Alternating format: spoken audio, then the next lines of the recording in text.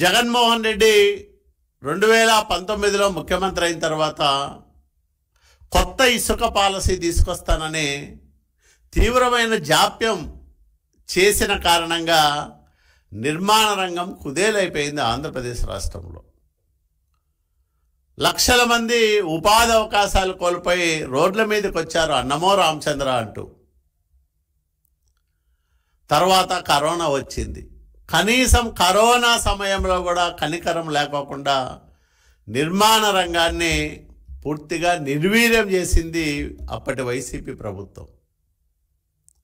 మరి ఈరోజు తెలుగుదేశం ప్రభుత్వం వచ్చింది. ఇది ప్రజల ప్రభుత్వం, ప్రజలు తిరుగులేని తీర్పుతో ఎన్నుకున్న ప్రభుత్వం. నీకు కనీసం ప్రతిపక్ష హోదా కూడా ఇవ్వలేదంటే ప్రజలు ఎంత కసిగా జగన్మోహన్ రెడ్డిని ఓడించారో అర్థం కావడం లేదా వైసీపీ నాయకులారా? మీకు జగన్మోహన్ రెడ్డి దుష్పరిపాలన వల్ల, దుర్నీతి వల్ల, స్వార్థం వల్ల, నియంతృత్వ పోకడల వల్ల వ్యవస్థలను భ్రష్టు పట్టించి రాజ్యాంగ ధర్మాలను విస్మరించి మీరు సాగించిన రాక్షస పరిపాలన వల్ల అన్ని వర్గాల ప్రజలు బాధితులుగా మారి ఈ రాష్ట్రం నుంచి వైసీపీని తరిమి తరిమి కొట్టడానికి తిరుగులేని తీర్పు చెప్పారే. ఇంకా మీకు సిగ్గు లేదా? ఇంకా మీకు బుద్ధి రాలేదా? మీ నీలి బుద్ధి, మీ వక్ర బుద్ధి, మీ ఏహ్య బుద్ధి, మీ లేహ్య బుద్ధి ఇంకా మారకపోతే మిమ్మల్ని ఆ దేవుడు కూడా బాగు చేయలేడు. వైసీపీ నాయకులారా, ఉచిత ఇసుక ఒక పవిత్రమైన కార్యక్రమం, లక్షల మందికి మేలు చేసే కార్యక్రమం. అట్లాంటి కార్యక్రమం పైన బురద జల్లుతారా? విష ప్రచారం చేస్తారా? పని కట్టుకొని దుమ్మెత్తిపోస్తారా? బుద్ధుందా మీకు అసలు? ఇప్పటికైనా మానుకోండి, మారండి, ప్రజల తరఫున మాట్లాడడం నేర్చుకోండి. అంతేగాని సోషల్ మీడియాలో పేటీఎం బ్యాచ్ ఉంది, లేదా మా పత్రిక ఉంది, మా ఛానల్ ఉంది, మేము ఇష్టం వచ్చినట్లు ఒక అసత్యాన్ని పదే పదే ప్రజలకు తెలియజెప్పడం ద్వారా సత్యమని నమ్మించే మా ప్రయత్నం ఫలిస్తుందనే భ్రమలో ఉన్నారు మీరు. మీది ఒట్టి భ్రమ.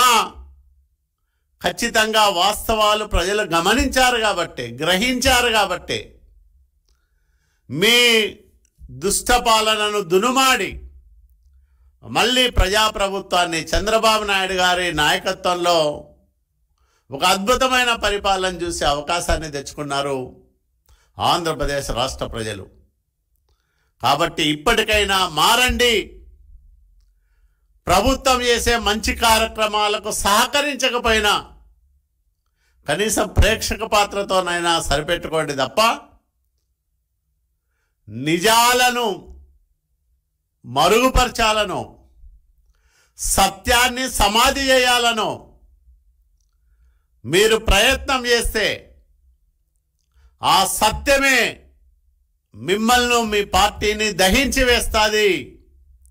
ఖచ్చితంగా ఆంధ్రప్రదేశ్ రాష్ట్రంలో వైసీపీ అనేది ఒక గత చరిత్రగా మిగిలిపోతుంది తప్ప వర్తమానంలో ఆ పార్టీ కానీ, ఆ పార్టీ కార్యక్రమాలు కానీ, ఆ పార్టీ నాయకుల కార్యకలాపాలు కానీ ఉండే అవకాశమే లేదు. భవిష్యత్తే లేని పార్టీ వైసీపీ. కాబట్టి వైసీపీ నాయకులారా, ఇప్పటికైనా నిజాలు మాట్లాడడం నేర్చుకోండి.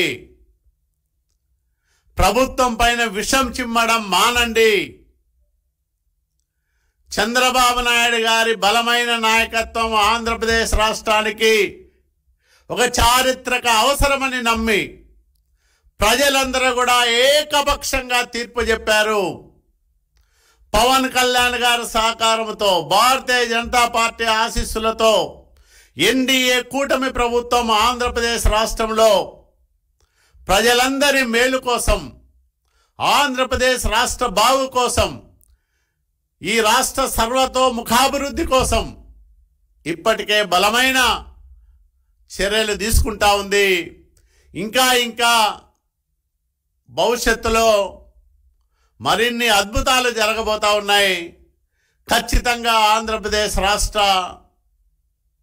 నుదిటి రాతను మార్చే శక్తి యుక్తి చంద్రబాబు నాయుడు గారికి ఉంది అని మరొకసారి వైసీపీ నాయకులకు హెచ్చరిక చేస్తూ ప్రజానీకం కోసం